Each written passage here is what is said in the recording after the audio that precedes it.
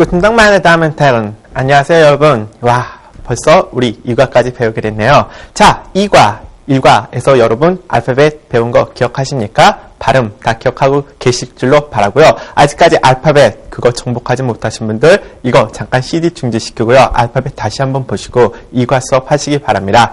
2과 시작하겠습니다. 이거 1과에서 제가 읽는 법 가르쳐 드렸죠? 어떻게 읽었습니까? 렉션, 렉션. 렉션이라고 했습니다. 수업이라는 말입니다. 렉션 2. 이제 우리가 숫자는 앞으로 여러분이 나중에 배우게 되실 텐데요. 이거 일단 2라는 것만 알아두시고요. 렉션 2 한번 읽어볼까요? Was ist das? Was ist das? 예, 무슨 말인지 하나도 모르시겠다고요? 예, 그러면 일단 제목은 읽은 것으로 만족하고 그냥 넘어가도록 하죠. 여러분, 지난 시간에 우리 인사말 배웠던 거 기억하십니까? 하나만 예로 들어볼까요? 보통 낮에 만나서 여러분 어떻게 인사하시고 싶으십니까? 복습 많이 하시는 분들은 기억나시겠죠? 구튼탁, 구튼탁 기억하시죠? 구튼탁. 보통 만나면 구튼탁, 아침에는 구튼 머건, 저녁에는 구튼 아벤트 많이 하는데요. 간단하게 그냥 할로라고 말해줘야 합니다. 할로. 이건 아침이든 점심이든 저녁이든 언제든지 여러분이 누구든 만나서 쉽게 쓸 수 있는 말입니다. 할로. 그러면 한번 누군가를 불러볼까요? Here 마이어 씨를 한번 읽어봅시다. 이거 한번 읽어보시죠.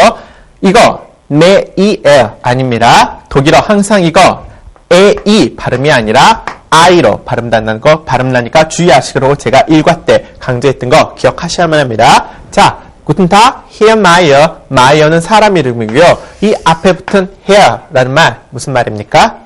영어의 미스터 아시죠? 그 보통 남자 앞에 붙이는 존칭입니다. 구튼탁, here 마이어 하게 되면 마이어 씨 안녕하십니까? 여자 앞에 붙은 전치사는 그럼 여자 앞에 붙은 호칭은 그럼 뭐가 있을까요?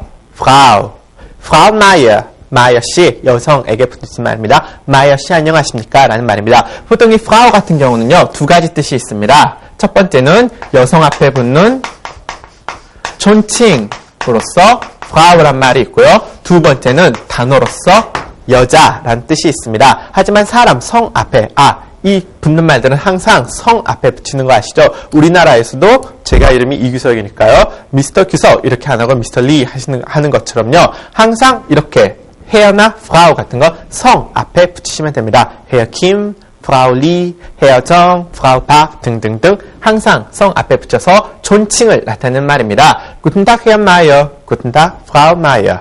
자, 여러분 한번 자기 성을 붙여서 한번 자기에게 인사해 보십시오.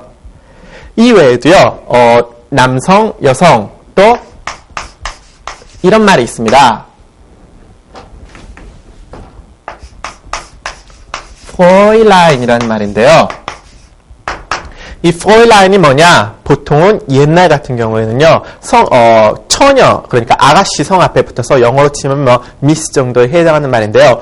프로일라인이라고 말을 하기로 했으나 요즘에는 보통 결혼을 한 여자든 결혼을 안 한 여자든 보통 프라우로 통일이 된 추세입니다. 프로일라인, 보통 그래서 프로일라인 하게 되면 그냥 아가씨 이렇게 부르는 호칭 정도로 많이 쓰이고요. 성 앞에서는 많이 쓰지 않는 것 같습니다. Herr Meier, Frau Meier 이 정도만 알아두시면 됩니다. 자, 여러분 2과에서는요. 이제 우리가 어떤 말을 시작하기 전, 어떤 말을 외국어로 하려면 가장 먼저 알아야 될 게 뭡니까? 나에 대해서 설명을 해야겠죠. 나.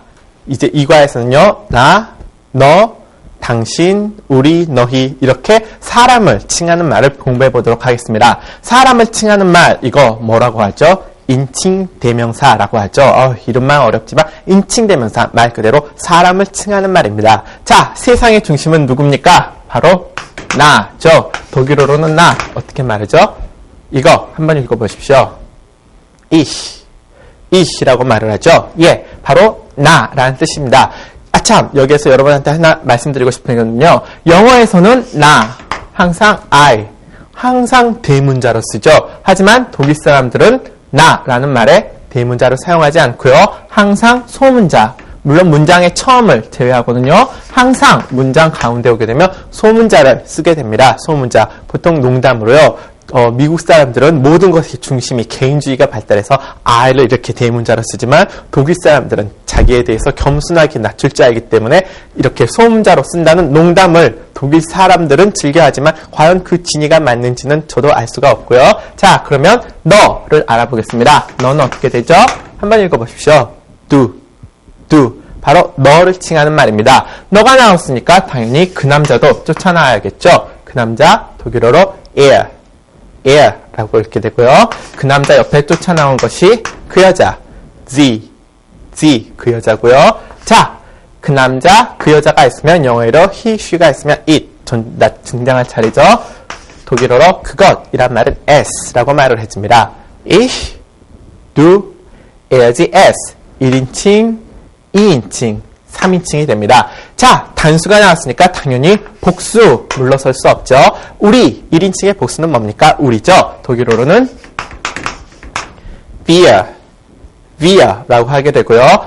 너가 나왔으니까 너에 해당하는 복수는 뭡니까? 너희가 되겠죠. 너희는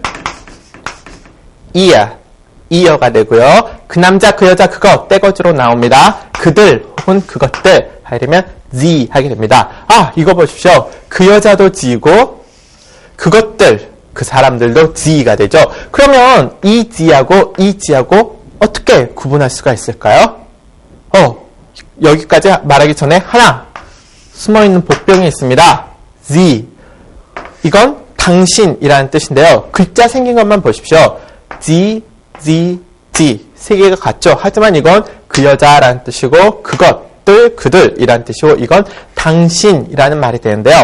앞으로 여러분이 아직까지는 동사 변화를 공부하지 않으셔서 이거 세 개를 구분하기가 굉장히 어렵게 느껴지실지 모르겠는데요. 앞으로 이런 말들은 이것이 문장 가운데서 그 여잔지 그것들 그 사람들인지 아니면 당신인지 하는 건요. 앞으로 동사 변화를 배우시면 동사를 통해서 구분이 가능하기 때문에요. 크게 걱정하지 않으셔도 될 것 같습니다. 자, 다시 한번 해보겠습니다. 우리, wir, 너희, ihr, 그 사람들, 그것들, sie, 그리고 당신지. 여기에서 여러분 do와 sie의 차이점에 대해서 잠깐 짚고 넘어가죠. 영어 같은 경우는 어떻습니까? 존칭을 칭하는 말이 없죠. 너 you라고 말하고 당신, 너 you라고 말하고 기본적으로 존댓말의 개념이 없는데요. 우리나라 말에는 존댓말이 있죠. 독일어에도 역시 마찬가지로 이렇게 존칭의 개념이 있는데요. 쉽게 말해서 우리나라 존댓말하고 이렇게 딱 들어맞는 것은 아니고요. 기본적으로 친칭이라는 것과 존칭이라는 것이 있습니다. 친칭은요, 글자 그대로 풀이하면 친한 사이에 쓴 호칭을 의미하게 되고요. 존칭은 글자 그대로 풀이하면 약간 공식적이거나 격식이 있거나 약간 존경을 담아서 하는 말을 존칭이라고 하게 되는데요. 기본적으로 독일어에는 do, 상대방을 칭할 때요. do라고 칭할 수 있고 여기 있는 것처럼 sie, 대문자를 써서 sie라고 표현할 수가 있습니다. 보통 do 어쩌고 저쩌고 말을 하게 되면요. 너는 이라는 우리나라식으로 해석하면 굳이 해석하자면 너는 이라는 개념이 되고요. sie 어쩌고 저쩌고 하게 되면 당신은 이렇게 약간 상대방을 존중해 주거나 약간 격식을 차려서 하는 말인데요. 하지만 기본적으로 제가 아까 말씀드린 것처럼 우리나라의 존댓말하고 이렇게 일치되는 것은 아닙니다. 기본적으로 자기하고 친한 사람이다. 그러면 do를 쓰시면 되고요. 자기와 좀 처음 만났거나 공식적이거나 격식을 차려야겠다. 그러면 sie를 이용해서 말씀하시면 됩니다. 그러면 예를 들어서 할아버지, 나이가 많으니까 우리나라 개념으로 생각하면 당연히 존경을 담아서 말하니까 sie로 말해야 되겠다라고 생각이 드시죠? 하지만 독일 사람들은 그렇게 구분하지 않습니다. 어떻게 구분을 하느냐? 할아버지, 나랑 친한 사람입니까? 나랑 친하지 않은 처음 본 낯선 사람입니까? 보통의 경우 문제 있는 가정이 아니라면 보통 친하다고 생각을 하시겠죠. 그래서 할아버지에게도 do라는 말을 쓰게 됩니다. 당연히 친구들, 나랑 친합니까? 안 친합니까? 친하기 때문에 do라는 말을 쓰게 되고요. 예를 들어서 공식적인 자리에 나가서 이렇게 여러 사람들 앞에서 이야기를 할 때 청중들을 보고 너희들 이렇게 말할 수는 없죠. 이럴 경우는 당연히 sie를 쓰게 되겠죠. 예, 기본적으로 자기하고 친하다고 생각하면 가족이라든지 친구라든지 친척들 자기가 좀 친하고 가깝다고 생각하시려면요. do를 쓴다. 우리나라식으로 굳이 너라고 하시지 마시고요. 그냥 친하면 do를 쓰시고 약간 공식적이거나 격식이 있으면 이때 sie를 쓰십시오. 항상 당신이라는 말은요. 존칭을 담아서 sie 대문자로 항상 중요하게 생각하기 때문에 sie, 대문자로 표시한다는 거 눈여겨봐 주시기 바랍니다. 자, 그러면 나까지 배웠으니까요. 내가 어쩌고 저쩌다라는 말 한마디 안 배워보고 넘어갈 수 없죠. 오늘은 가장 기본이 되는 sein 동사에 대해서 공부를 하겠습니다. sein 동사가 무엇이냐? 이거 s 모음 앞에 있으니까 항상 z 발음 난다는 거 sein 동사인데요. sein 동사가 무엇이냐? 쉽게 설명해서 영어의 be 동사에 해당하는 개념입니다. 비동사 뭡니까? 있다, 이다, 뭐 이런 뜻이죠. sein 동사도 그에 해당합니다. 하지만 영어 같은 경우 I, you, he, she, we, they 여기에서 비동사가 전부 다 모양이 변하죠. 독일어도 역시 마찬가지로요. 이 sein 동사가 나는 어쩌다 라고 말할 때 모양이 바뀌고요. 너는 어쩌다, 그는 어쩌다 할 때 각각 모양이 서로 달라지게 됩니다. 어떻게 달라지냐고요? 자, sein, ich 같은 경우 어떻게 변하면 sein이 ich bin이 되게 됩니다. ich bin 어떻습니까? sein하고 비교해 봤을 때 모양이 완전히 달라졌죠. 갑자기 없던 be가 튀어나왔네요. ich bin 나는 뭐뭐이다. 자, 너는 어떻게 될까요? du bist 너는 어떠고 어쩌다 라는 말입니다. er, the, s 그 남자, er, 그 여자, the 그것, s에서는 sein 동사 어떻게 변합니까? ist er ist, sie ist, es ist 이렇게 변하게 됩니다. 자, 그러면 wir 어떻게 변하는지 살펴볼까요? wir에서는 sind가 되게 됩니다. wir sind 우리는 어떻게 어떻다? ihr seid 너희는 어쩌고 저쩌다. 그 사람들, 그것들은 어쩌고 저쩌다. sind 당신 블라블라 sind 라고 말을 합니다. 자, 다시 한번 복습해 볼까요? Ich bin, du bist, er, sie, es ist, wir sind, ihr seid, sie sind, sein 동사의 기본적인 인칭에 따른 변화입니다. 여러분 이거 굉장히 중요합니다. 여러분께서 기본적으로 sein 동사 앞으로 또 배우게 될 haben 동사 이런 가장 기초적인 말만 입에 잘 익혀두시면요. 거의 뭐 일상회화의 20-30% 정도는 다 표현을 할 수 있을 만큼 굉장히 기본 동사 많이 쓰이는 말들이죠. 이거 여러분 반드시 외우고 가시기 바랍니다. Ich bin, du bist, er, sie, es ist, wir sind, ihr seid, sie sind. 자, 그러면 나는 어쩌고 저쩌다 블라블라라고 말을 했으니까요. 그 다음 문장 하나 안 만들고 넘어갈 수 없죠. 어떤 말 한번 넣어볼까요? 나는 젊다 라는 말을 한번 해보고 갔죠. 이거 어떻게 읽죠? 독일어에서 항상 이 yot 영어처럼 자음이 아닙니다. 반모음으로서요. 항상 이라는 모음으로 발음이 됩니다. 이거 없이 한번 읽어두면 어떻게 되죠? ung니까 웅이라고 읽게 되는데요. 앞에 이란 말을 삽입하게 되니까 웅에서 이를 하나 덧붙여 보십시오. 어떻게 됩니까? 융 하게 발음이 되죠. 융, 젊다 라는 말입니다. 젊었으면 당연히 반대말 하나 안 보고 넘어갈 수 없죠. alt, 늙었다 이런 말인데요. 스스로 생각하기에 자기가 늙었다 라고 생각하시는 분은 alt를 대입해 보시고요. 나는 젊다 라고 생각하시는 분은 융을 한번 대입해서 말씀해 보십시오. Ich bin jung, du bist alt, er, sie, es ist jung, wir sind jung, ihr seid alt, sie sind jung, sie sind alt. 이렇게 기본적으로 비동사에 해당하는 sein 동사 뒤에요. 형용사 이런 모습, 형용사를 대입해 보시면 금방 여러분 벌써 회화가 시작이 되시죠. jung, alt 대신에요. 어떤 말 한번 집어넣어 볼까요? 예쁘다 라는 말. 이거 어떻게 읽습니까? hübsch라고 읽습니다. hübsch 하게 되면요. 보통 여자를 여자한테 예쁘다라고 지칭하는 경우가 많기는 한데요. hübsch 반대말 못생겼다. 어떤 말이 있죠? hässlich 발음도 정말 못생겼네요. hässlich hübsch 예쁜 hässlich 못생긴 여자분들 ich bin hübsch 나 예쁘다. Du bist hässlich. 너 참 못생겼구나. 등등 해가지고요. 여러분 이거 연습해 보시기 바랍니다. 기본적으로 자인동사 인칭 변화 지금 배워봤습니다. 여기에 있다 아까 말했던 것처럼 형용사 몇 개 대입하시면요. 여러분께서 금방 몇 가지 간단한 말씀은 할 수 있는 거 아셨죠? 그럼 기본적으로 형용사 몇 개 적어드릴 테니까요. 여러분 집에서 혼자 연습해 보시기 바랍니다. 자, gross란 말과 klein이란 말이 있습니다. Ich bin gross, ich bin klein. gross 하게 되면요. 보통 크다, 뭐 부피가 크거나 키가 큰 걸 말하게 되는데요. gross 하게 되면 크다. 반대말은 뭡니까? klein, 작다. 이런 말이 됩니다. klein. 다른 형용사 reich und arm 이란 말이 있는데요. 이거 reich라고 말을 하게 되는데요. reich 하게 되면 뭡니까? 돈이 많은 부자인 이런 뜻이 됩니다. arm 하게 되면 당연히 반대말 뭐가 될까요? 가난한 이런 말이 되죠. 뭐 보통 이 정도 형용사 벌써 4개 나왔습니다. 아까 배우신 jung und alt, hübsch und hässlich. 벌써 형용사, 여러분 벌써 두 번째 시간인데 형용사 8개 갑자기 튀어나왔죠. 그러면 hübsch, 말 나온 김에 하나 더 알려드리죠. 남자들 잘생긴 건 어떻게 표현할까요? 남자들 같은 경우는요. hübsch라는 말 대신에 보통 gut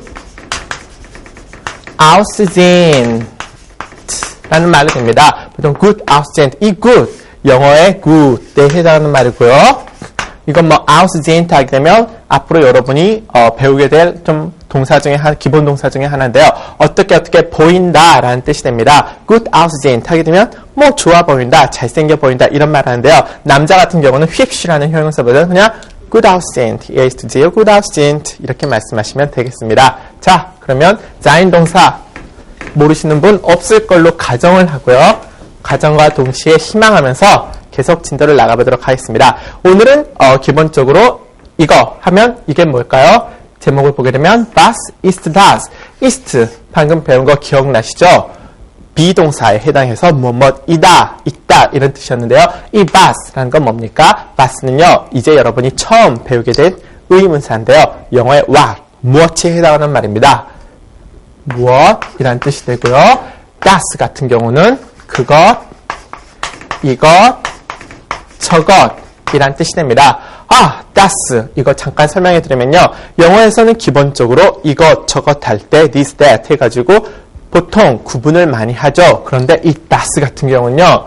물론 독일어에도 이것, 저것 해가지고 구분하는 말이 있기는 있습니다. 하지만 이 das 같은 경우는요. 어느 상황이냐에 따라서 의미가 이것도 될 수 있고 저것도 될 수 있고 그것도 될 수 있고 또 단수뿐만이 아니라 이것들이라는 뜻도 되고 저것들이라는 뜻도 되고 그것들이라고 뜻도 됩니다. 결국 이것 저것 구분 없이 이것도 될 수 있고 저것도 될 수 있고 이것들도 될 수 있고 저것들도 될 수 있는 게 앞으로 굉장히 많이 쓰이는 이 das라는 말인데요. das 하게 되면 이것 저것 이것들 저것들 모두 다 가릴 수 있는 슈퍼 단어라고 생각하시면 됩니다. das 유의해 주시고요. 그러면 만약에 이것들, 저것들, 그것들은 무엇입니까? 하게 되면 이 의문문이 어떻게 바뀌죠? Was sind das? 왜 sind냐고요? 이것들, 저것들, 그것들은 기본적으로 몇 인칭입니까?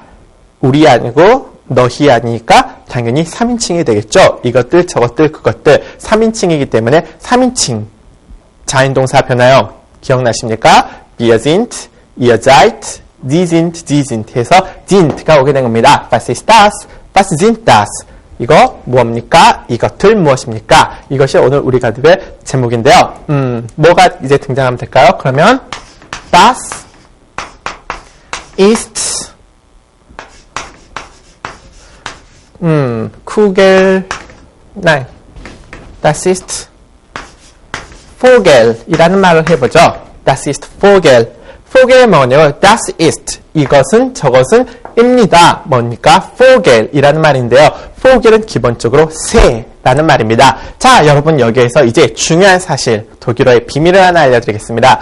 기본적으로 우리나라 말을 한번 생각해 보십시오. 새라는 말에 우리는 새가 남자입니까? 여자입니까? 알 수 없죠. 뭐 수컷, 암컷 이런 구분이 있지만 새라는 단어 자체는 중성으로 쓰고 있습니다. 그리고 또 뭐 꽃이라는 말, 남자, 여자 이런 성 같은 거 없고 중성으로 그냥 아주 그냥 사물적인 그런 개념으로 쓰고 있죠. 하지만 독일어의 가장 큰 특징이 이제 등장했는데요. 독일어는 모든 사물이 제각각의 성을 가지고 있습니다.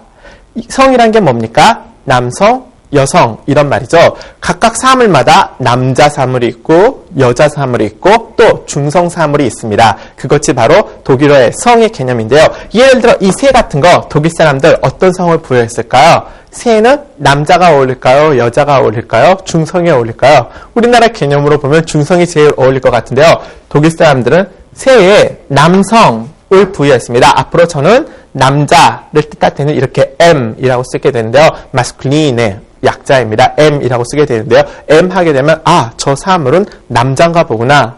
여러분 잘 이해가 되십니까? 모든 성, 예를 들어서 이 책상 같은 걸 보게 되면요. 또 우리나라 개념으로 보면 책상에 무슨 성이 있을까 생각하는데요. 독일 사람들은 이 책상에 남자라는 성을 부여해서 항상 남자로 쓰고 있고요. 또 예를 들어서 이 책 같은 거 보게 되면 우리나라 개념으로 보면 책이 무슨 성이 있어? 그냥 책이지 이렇게 생각이 되는데요. 독일 사람들은 책은 중성으로 표현하게 됩니다. 그러면 성에는 아까 제가 뭐가 있다고 말씀드렸죠? 남자, 여자, 중성 이 세 가지가 있다고 말씀드렸죠. 자, 다른 단어 한번 넣을까요? Das ist Blume라는 말이 있는데요. Blume 하게 되면 꽃이란 말이 됩니다. 꽃, 여러분이 만약에 꽃이 독일 사람이라고 가정을 하시고요. 꽃이라는 말에 성을 부여한다면 남자를 부여하고 싶으세요? 여자를 부여하고 싶으세요? 아니면 중성을 부여하고 싶으세요? 예, 여성 이렇게 어울리겠죠? 독일 사람들도 꽃을 여자라는 성을 주었습니다. Das ist Blume. 이 F 같은 건 feminine의 약자인데요. 앞으로 제가 F라고 이렇게 F 쓰고 땡 찍게 되면요. 여성 명사라는 거 알아두시고요. Das ist Auto라는 말을 한번 봅시다. Auto 뭡니까? 차, 자동차 아시죠? 자동차입니다. 여러분 자동차에다 성을 부여하게 되면 남자를 부여하고 싶으십니까? 여자를 부여하고 싶습니까? 중성을 부여하고 싶으십니까? 예, 자동차는 남자도 많이 타고 여자도 많이 타니까 독일 사람들은 das, 중성을 부여했습니다. 앞으로 제가 N, 이건 neutral 이런 말인데요. 보통 중성의 약자라고 보시면 됩니다. 앞으로 제가 한 단어가 나오면요. 앞에 이렇게 M.땡, F.땡, N.땡 이런 식으로 땡땡땡 이렇게 점을 MFN 하고 찍는 경우가 있는데요. M 하게 되면요. 기본적으로 남자 명사다. F 하게 되면 여자 명사다. N 하게 되면 중성 명사다. 이거 알아두시기 바랍니다. 이 성의 개념은요. 우리나라 말에도 없고 영어에도 없는 유럽어만의 대부분의 유럽어가 가지고 있는 아주 독특한 특징 중에 하나입니다. 아주 낯서시죠? 사물마다 다 성이 있다니 상상이 가십니까? 하지만 앞으로 여러분께서 꼭 하셔야 될 일은요.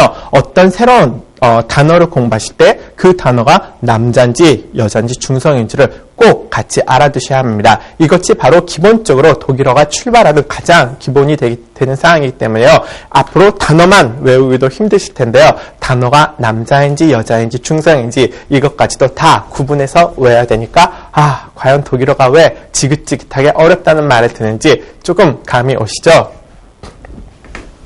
그러면 기본적으로 여기에서요. 남자를 나타내는 말, 여자를 나타내는 말, 그리고 중성을 나타내는 말에 대해서 조금 더 공부해 보도록 하겠습니다. 기본적으로 독일어에서는 남자인지 여자인지 중성인지 혹은 그 단어가 단수인지 복수인지를 구분하는 건요. 기본적으로 관사가 하고 있습니다. 관사 뭐죠? 기억 혹시 나십니까? 예, 관사란 정관사, 부정관사 이렇게 한 명사 앞에 붙는 말을 관사라고 하죠. 정관사가 뭡니까? 정해진 말을 나타내는 관사다. 부정관사는요. 정해지지 않았죠. 정해지지 않은 막연한 것들 중에 하나를 나타내는 말이다 한데요. 쉽게 말해서 영어로 여러분이 잘 아시는 영어를 예로 들면요. 정관사는 the에 해당하는 말이고요. 부정관사는 on에 해당하는 말인데요. 독일어도 기본적으로 이렇게 정관사와 부정관사라는 것이 있습니다. 그러면 정관사 어떤 것이 있는지 볼까요? 제가 아까 독일어는 이 명사가 남자 명사인지 여자 명사인지 중성 명사인지 구분할 때 반드시 앞에 관사로서 구분을 한다 그랬는데요. 앞으로 남자 명사는 항상 앞에 there라는 말이 붙게 됩니다. 이 there라는 말이 나오게 되면요. 이 말은 남자구나 라고 알아주시면 됩니다. there. 여자는 항상 앞에 die라는 말이 붙게 됩니다. die. 앞으로 die라는 말이 오게 되면요. 아, 이 단어는 여자구나 라는 거 알아두시기 바랍니다. der, die. 그럼 중성은 뭐가 올 수 있을까요? das. das라는 말이 오게 됩니다. 아, 앞으로 어떤 명사 앞에 das가 붙게 되면 이 말은 중성이구나 라는 거 알아두시기 바랍니다. der 남자, die 여자, das 중성. 하나만 더 알아두시면요. 또 d라는 것이 있습니다. 이건 이제 제가 나중에 한 번 더 설명을 드릴 텐데요. 이 d라는 건 기본적으로 복수를 나타내는 복수 앞에 오는 말입니다. 이 복수면 남자든 여자든 중성이든 상관이 없습니다. 남성 명사 복수든 여성 명사 복수든 중성 명사 복수든 복수는 전부 다 d. 여기 있는 여성 정관사와 같죠? d로 표현해 주시면 됩니다. der 남자, die 여자, das 중성을 나타내는 정관사, 그리고 하나 더 die 복수를 나타내는 정관사 알아주시면 되겠습니다. 자, 정관사가 나왔으니까 이제 부정관사 안 배울 수 없죠? 부정관사는 어떻게 표시할까요? 남자 부정관사는 ein으로 표시하게 되고요. 여자 부정관사는 ein에 a를 하나 더 추가해서 eine라고 표시해주면 됩니다. eine. 중성은 어떻게 될까요? ein이 됩니다. 남성하고 꽃이 같죠? 남자 부정관사 ein, 여자 부정관사 eine, 그리고 중성 부정관사 ein. 여러분 생각해 보십시오. 복수에 부정관사라는 개념이 있을까요? 제가 아까 부정관사 영어의 on에 해당한다고 말씀을 드렸는데요. 기본적으로 독일어의 부정관사 ein의 ein 역시 기본적으로는요. 어떤 막연한 것들 중에 하나라는 그런 개념을 갖고 있기 때문에요. 당연히 부정관사에는 복수형은 존재하지 않고요. 단수형에만 존재하게 됩니다. 다시 한번 보시면요. 남자 앞에 붙는 부정관사는 ein, 여자 앞에 붙는 부정관사는 ein에, 중성 앞에 붙는 부정관사는 ein이 됩니다. 이거 잘 유념해 주시기 바랍니다. 그러면 예문을 한번 봐볼까요? Das ist ein Buch. Das ist ein Buch. 이것, 저것, 그것은 책입니다. 이렇게 말할 때 하고요. Das ist das Buch. Das ist das Buch. 이렇게 말할 때 이 두 문장 어떤 차이가 있을까요? 뉘앙스상. 보통 제가 아까 말씀드렸죠. 정관사는 정해진 말을, 정해진 어떤 물건을 나타내는 말이 되고요. 부정관사는 정해지지 않는 것 중에서 막연한 어떤 하나를 의미한다 그랬는데요. 보통 Das ist ein Buch 하고 부정관사를 이용해서 말씀해 주시게 되면요. 이것은 책입니다. 이것은 뭐 그냥 어떤 책인지는 몰라도 책입니다. 이런 뜻이 되지만 Das ist das Buch 하게 되고 정관사를 붙여서 말씀해 주시게 되면요. 이것은 그 책입니다. 그 책? 무슨 책이요? 이건 그 책이라니까요.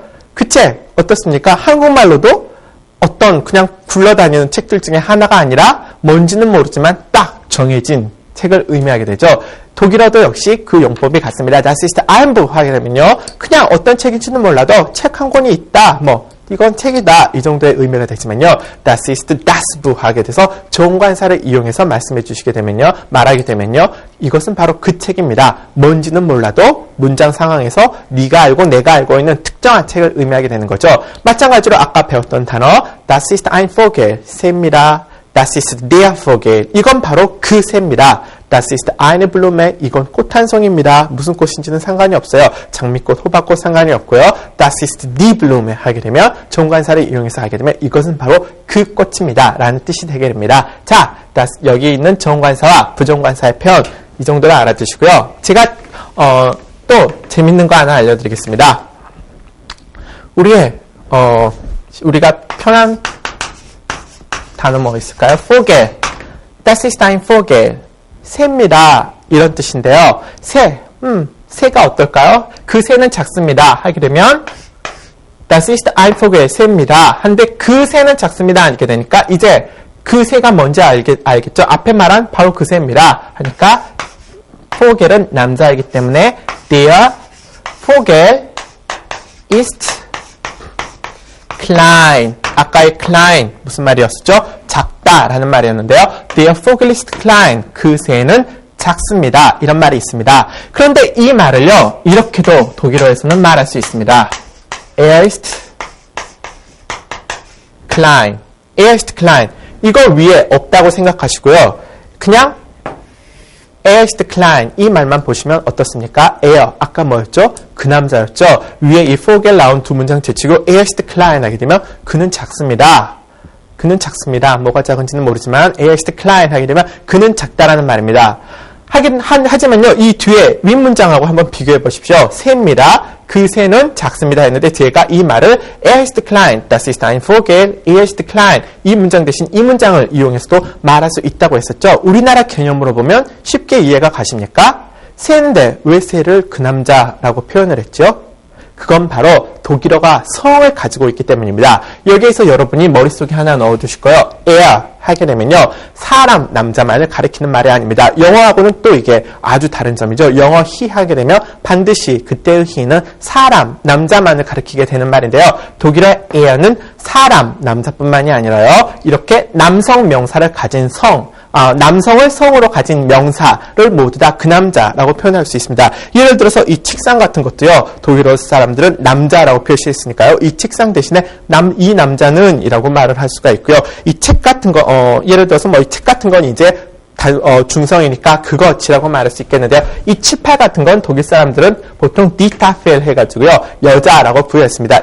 그런데 칠판을 말할 때 칠판이라고 말할 수 있지만 이 여자라고 이 칠판을 가지고 이 여자라는 sie를 쓸 수 있다는 것이죠. 그런 걸 다시 한번 예를 들어보게 되면요. Das ist die Blume.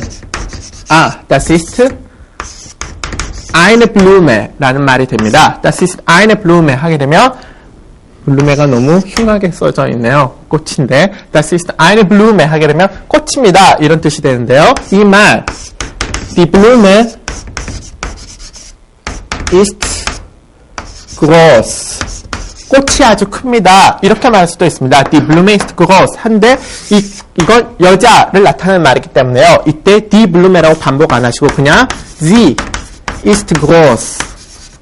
아까처럼 한번 이거 없이 이거 sie ist groß만 한번 보십시오.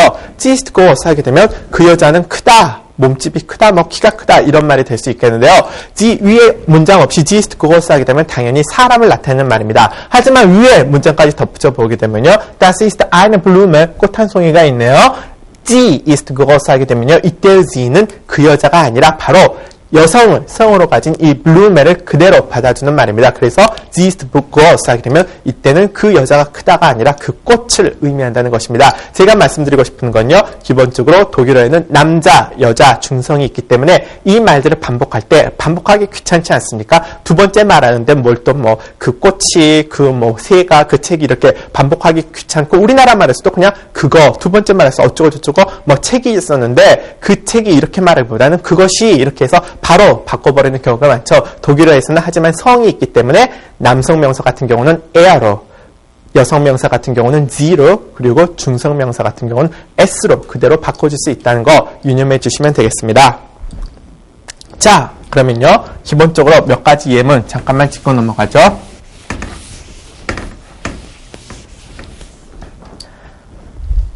Was ist das? 이거 뭡니까? Das ist ein Vogel. 새가 또 등장했습니다. 귀여운 새가 또 등장을 했네요. Das ist ein Vogel. 새 한 마리입니다. 이 새가 어떻습니까? Der Vogel. 혹은 er ist klein. Der Vogel 혹은 이 der Vogel을 er로 바꿔서 er로 그대로 바꿔서 er ist klein, der Vogel ist klein 이렇게 말을 할 수 있죠. 근데 만약에 이 새가 나이를 먹어서 이렇게 커졌다고 한번 보죠. 그럼 어떻습니까? 이거 더 이상 닿지 않죠? 그러면 er ist klein 이 말이 맞습니까? 맞지 않죠? 이 새는 작지 않습니다. 라고 이제 말을 해야 되겠죠. 그러면 어떻게 이제 독일어 부정하는 말 배우시겠는데요. 이것은 이렇습니다. 이런 말을 배웠으니까 이것은 이렇지 않습니다. 말도 한번 배워봐야 되겠죠. Er ist klein. 작지 않죠. Er ist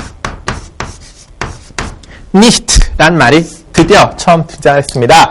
Er ist nicht klein. 그 새는 작지 않습니다. 앞으로 여러분께서 긍정문을 부정하고 싶으실 때, 그러니까 뭐뭇은 그렇지 않습니다, 뭐뭐 하지 않습니다 라는 말을 하시고 싶으면요, 항상 영어의 not에 해당하는 nit를 그대로 넣어주시면 됩니다. 영어처럼 뭐 복잡하게 뭐 do 동사를 이용한다든지 뭐 이렇게 그렇게 복잡한 절차 거치실 필요 없이 바로 그냥 간단하게 독일어는 nicht 한마디만 집어넣으시면요, 바로 그 말을 부정하게 됩니다. 예를 들어서 뭐 ich bin groß 하게 되면 나는 큽니다. 키가 큽니다. 뭐 몸집이 큽니다. ich bin nicht groß 하게 되면 나는 크지 않습니다. ich bin klein 나는 작습니다. ich bin nicht klein 하게 되면 나는 작지 않습니다. 해서 부정하는 말까지 배울 수 있습니다. 부정하는 말까지 이제 여러분은 말할 수 있으십니다.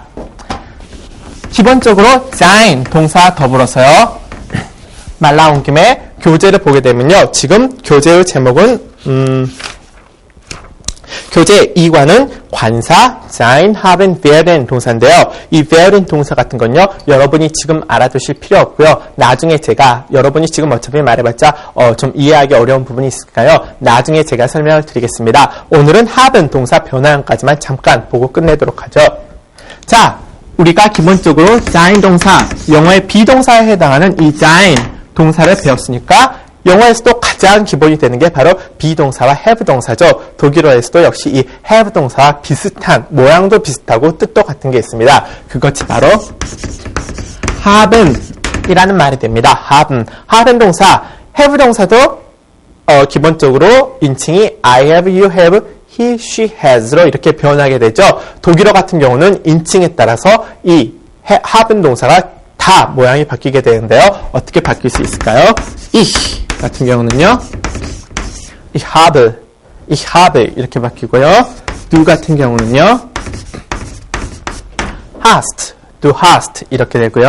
er 같은 경우, sie 같은 경우는요, er hat, sie hat 이렇게 되고요.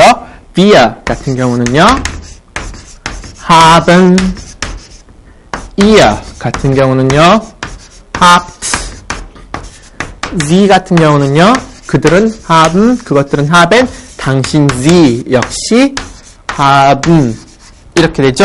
아까 제가 그녀 sie, 그것들, 그들 sie, 당신 sie 같은 거, sie 똑같은데 어떻게 구분을 할 수 있느냐라고 말했을 때 동사를 보고 구분을 할 수 있다고 그랬는데요. 실제로 동사 어떻습니까? sie, 그녀 같은 경우는 동사가 hat이 되지만요, 그들 혹은 당신들 같은 경우는 haben 어떻습니까? 서로 모양이 틀리죠. 그렇기 때문에 sie 모양이 당신이든지 그들이든지 그녀든지 지지지 같긴 하지만 동사 뒤에 오는 동사가 다르기 때문에 문장에 따라서 이것이 그 여자를 말하는지 그것들을 말하는지 그들을 말하는지 다 이해할 수가 있는 것입니다. Ich habe, du hast, er hat, wir haben, ihr habt, sie haben, sie haben. 자, 여러분 우리 sein 동사를 통해서는요, 기본적으로 명사의 성, 명사가 남자인지 여자인지 중성인지를 공부하셨고요. 이제 앞으로 다음 과에서는요, haben 동사를 이용한 격의 문제를 배우게 되겠는데요. 격이 무엇냐 하는 건 지금 여러분이 알아두실 필요가 없고요. 나중에 제가 haben 동사를 이용해서 격에 대해서 좀 더 자세히 설명해 드리겠습니다. 성과 격 이외에 수라는 것이 있는데요. 이 수 같은 건 쉽게 말해서 그것이 단수냐 아니면 복수냐, 어떻습니까? 수, 단수냐, 복수냐, 여러분 뭐 이해하는데 어려움은 없으시죠? 하지만 독일어 단수, 복수 굉장히 어렵습니다. 이것도 나중에 차근차근 같이 공부해 보시도록 하겠는데요. 기본적으로 제가 말씀드리고 싶은 건요, 독일어 문법, 독일어 명사를 공부할 때 가장 중요한 것은 바로 그 명사의 성, 격, 그리고 수가 됩니다. 기본적으로 독일어의 성과 수와 격은 모든 문법, 독일어 문법의 가장 기본적이면서도 가장 여러분을 끔찍하게 괴롭히고 아주 외워야 될 것도 많고 골치도 아픈 부분이기도 한데요. 기본적으로 여러분이 이 독일어 명사가 가진 성, 수, 그리고 격의 문제를 이해하지 못하시면요, 앞으로 문법의 50%를 놓쳐버리는 셈이 됩니다. 그렇기 때문에 나올 때마다 그때마다 왜 이렇게 외울 게 많아 하고 너무 짜증내지 마시고요. 차근차근 외워두시기 바랍니다. 독일어 명사의 성, 수, 격 굉장히 중요합니다. 자, 그럼 여러분 여기까지 하시느라고 수고 많으셨고요. 앞으로 다음 시간에 haben 동사에 대해서 계속 격에 대해서 설명해 드리도록 하겠습니다. 수고하셨습니다. 재밌게 공부하십시오.